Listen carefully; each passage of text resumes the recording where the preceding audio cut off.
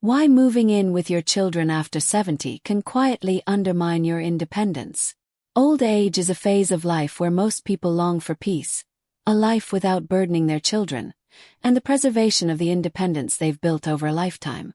For many, especially after the age of 70, moving in with their adult children often seems like a safe, convenient, and reasonable choice. It appears to be a simple, economical, and bonding solution.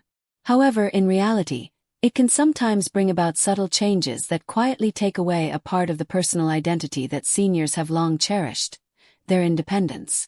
Changes in the living environment, daily routines, family roles, and sense of autonomy are critical factors that may be affected when older adults leave their familiar space to live with a younger generation. It's not just about sharing a roof. It's a process of adjusting one's mindset, adapting to new rules, and sometimes giving up long-held personal values. Independence in old age is not just reflected in mobility, eating, or personal hygiene, but also in the ability to make decisions, manage time and finances, and maintain the right to private space. When moving in with their children, these rights can, intentionally or not, be gradually eroded.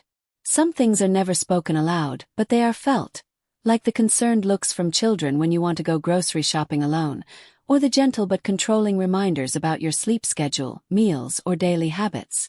Family love is undeniable. But love should not mean restriction, nor should it result in the quiet loss of autonomy. Without careful balance, cohabiting can easily make older adults feel like long-term guests in their children's homes.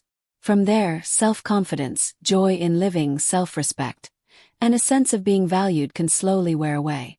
In modern society, it's increasingly common in developed countries for elderly people to live on their own, nearby, or independently with remote support.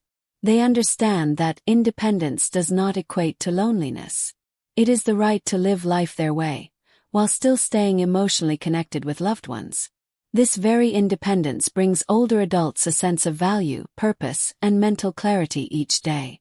Moving in with adult children after age 70 is not necessarily a mistake, but it is a decision that needs to be carefully considered.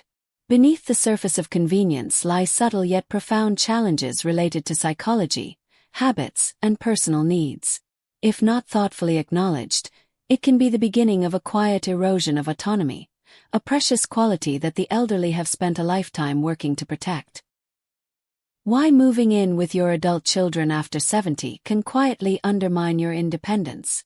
While choosing to move in with your adult children may seem like a warm, supportive, and bonding decision, it's essential to understand that the living spaces and psychological landscapes between generations often differ significantly.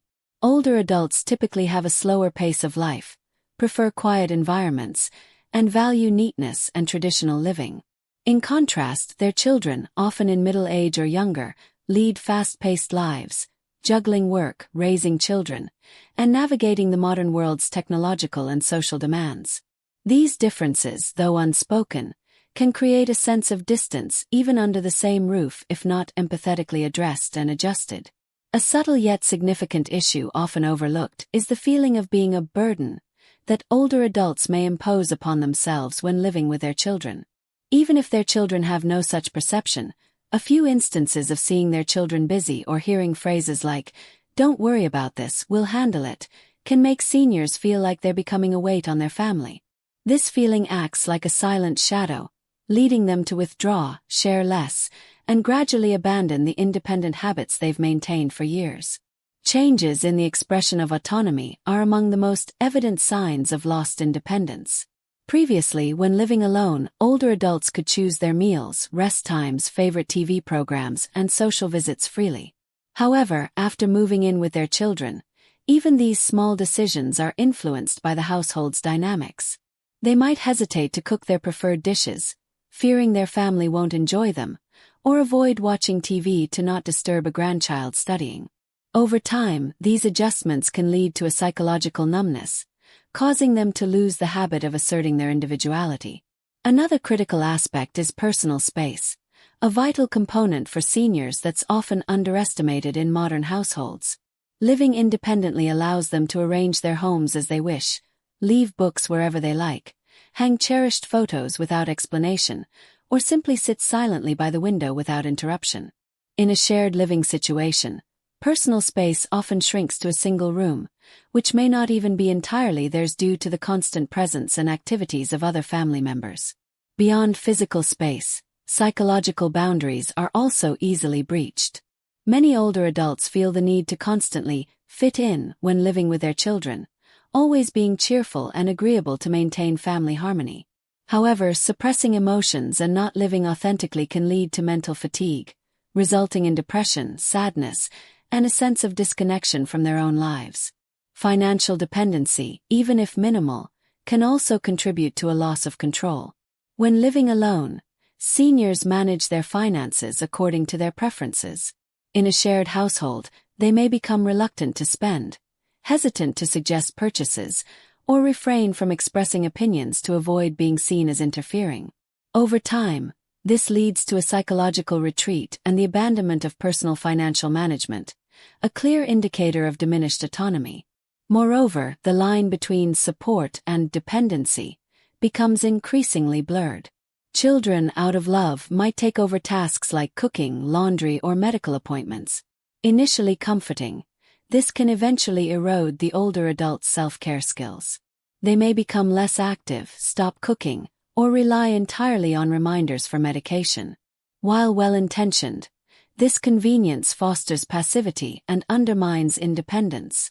It's undeniable that aging requires more physical and emotional support. However, support should not equate to replacement. Seniors still need opportunities to perform tasks within their capabilities. Each act of self-reliance, no matter how small, helps maintain alertness, self-respect, and confidence. Independence in old age isn't just about convenience. It's about preserving dignity, respect, and personal identity. Qualities that time cannot take away if seniors retain the right to choose. If cohabitation is unavoidable, it's crucial to establish a living arrangement with clear boundaries and mutual respect. Each party should have their own space, decision-making rights, and open communication. Seniors shouldn't be treated as retired within their own families. They should be recognized as independent members with unique values, opinions, and lifestyles. Children, instead of being overly protective, should learn to accompany with respect and step back when necessary, allowing their parents to maintain control over their daily lives. Life in old age becomes more meaningful when lived proactively, freely, and with choices. Sometimes living near children, rather than with them, might be a more suitable solution. This approach maintains emotional connections while granting seniors the necessary freedom to uphold their own rhythm of life. That personal space becomes a small haven for relaxation, mental stimulation, and the preservation of self-respect. The solution to the issue of living together after 70 doesn't necessarily lie in moving out to live alone, but rather in how elderly individuals and their children work together to build a harmonious living model, one that respects each other's space and needs. This requires initiative from both sides, especially from the elderly, who must understand that autonomy is not just a right, but also the foundation of long-term mental and physical health. First and foremost, older adults should proactively maintain independent daily routines, even while living with family. Preparing simple meals on their own, tidying up personal spaces, and taking care of basic health needs not only help preserve physical function but also serve as a reminder that they still have control over their lives. Small actions like doing a bit of laundry, going for morning walk, or choosing their favorite foods are all signs of independence and self-respect. Engaging in activities outside of the household is also an excellent way to broaden perspectives and avoid being confined to the small family circle. Participating in senior clubs, attending gentle yoga classes, learning to paint or write, or joining volunteer groups helps maintain an optimistic spirit and strengthens social connections, something older adults often lack when they remain only within the family environment. In addition, establishing gentle but clear boundaries with children and grandchildren is essential.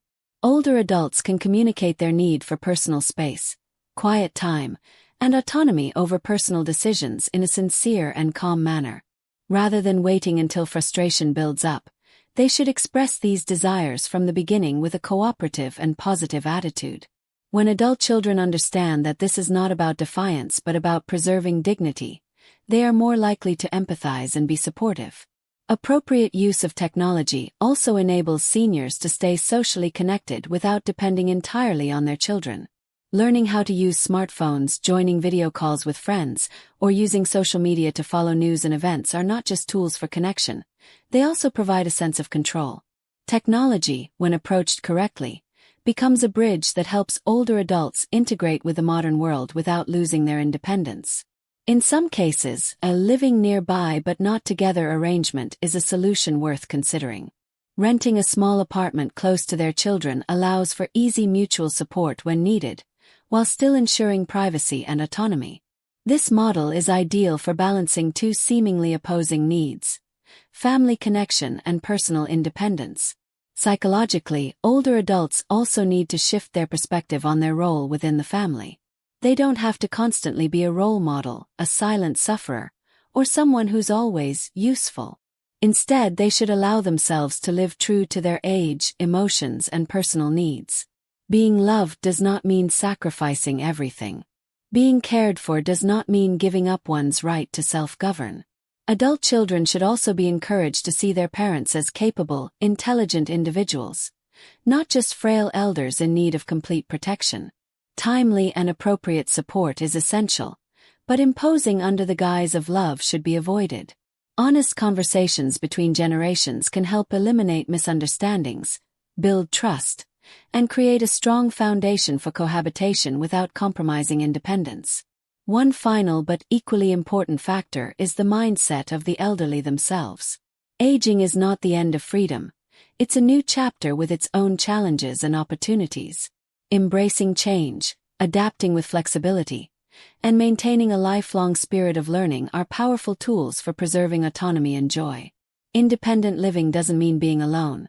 It means knowing how to love and care for oneself first. Life after 70 can still be vibrant, colorful, and meaningful if older adults preserve the core elements of their being: autonomy, dignity, and the personal space to truly be themselves. Living with adult children is not inherently wrong, but within that shared home, older adults must never feel like tenants. They should feel like the rightful owners of their own lives, even as they walk through their final years. If seniors remain mindful and proactive in their thinking, asking themselves questions like, "What gives my life meaning?" or "Have I cared for myself today?" then each passing day can become a gentle melody of freedom. Not loud, but enough to bring peace and strength to the heart. And in that state, no matter where they live or with whom, they will remain truly themselves, without losing the most precious thing of all: their independence.